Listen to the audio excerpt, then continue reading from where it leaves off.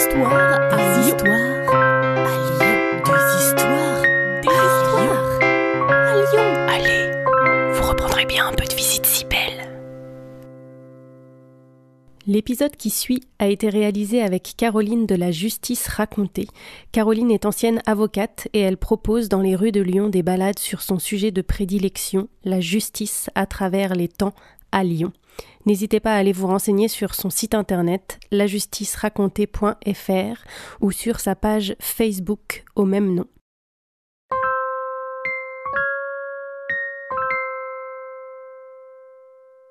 Aujourd'hui, nous accueillons Caroline de la Justice racontée. Bonjour Caroline. Bonjour agent L. Pour commencer, je te laisse nous raconter l'histoire de Sadi Carnot, assassiné rue de la République à Lyon en juin 1894.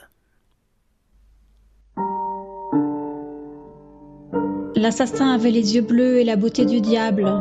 Il était venu à Lyon, en train et à pied, depuis le sud de la France, avec son projet de tuer. Il avait acheté en chemin un couteau qu'il dissimulait dans la poche intérieure de son veston. Autour de lui, c'était une foule des grands jours, la rue de la République pavoisée, illuminée, partout des orchestres, des cris de contentement, petits et grands attendaient sur 2 rangées le passage du président. Lui attendait sa victime. Un peu après 9h du soir, on entendit au loin la Marseillaise, puis le claquement des sabots sur les pavés. Les chevaux de la jeune garde républicaine, contournant le palais de la Bourse, remontèrent la rue, suivis d'une voiture ouverte. À son bord, barbe fleurie et regard doux, Sadi Carnot, le président de la République, saluait de la main tous ces visages souriants qui étaient venus l'applaudir. C'est à ce moment que le jeune homme, bousculant ses voisins, se précipita sur la voiture et, montant sur le marchepied, planta son couteau. Durement touché à l'abdomen, le président mourut quelques heures plus tard dans un salon de la préfecture où l'on avait choisi de le porter plutôt qu'à l'Hôtel-Dieu. Le jeune homme, dénommé Caserio, car il était italien d'origine, fut conduit à la prison Saint-Paul où il attendit son procès. Les cris de contentement s'étaient chargés de haine. La foule avait pillé tous les commerces italiens et on accéléra l'enquête pour ne pas faire durer les choses. 22 jours d'instruction, 12 heures de procès et 15 minutes de délibéré plus tard, il fut reconnu coupable d'assassinat et condamné à mort. Le jeune homme que personne ne chercha à comprendre vraiment avait tué seul et de sang-froid.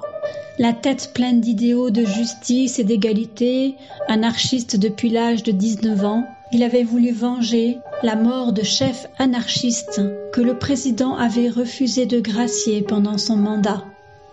Le 16 août 1894, à 4h30 du matin, il fut poussé tout tremblant vers la guillotine dressée dans une petite rue près de la prison et perdit la tête sous les applaudissements.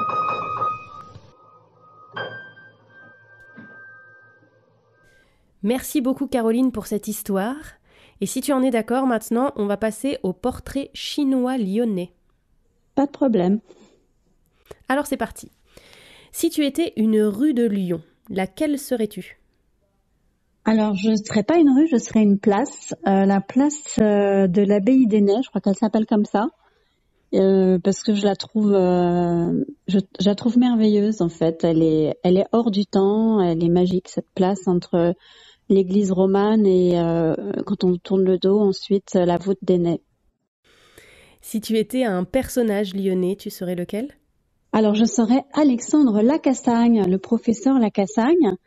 Médecin criminologue lyonnais, enfin lyonnais d'adoption pour être clair, qui a révolutionné la médecine légale à la fin du 19e siècle.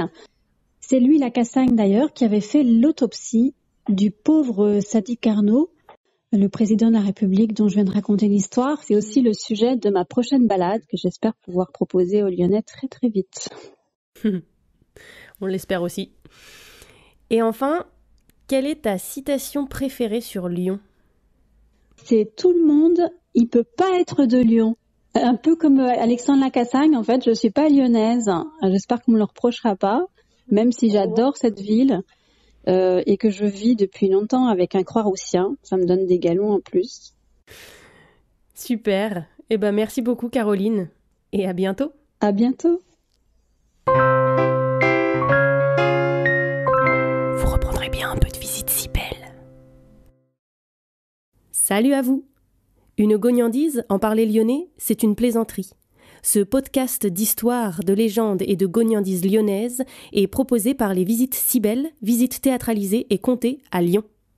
Vous pouvez nous retrouver sur les réseaux sociaux, Facebook, Instagram et Twitter. Pour réserver des visites, rendez-vous sur notre site web, vous trouverez le lien en description.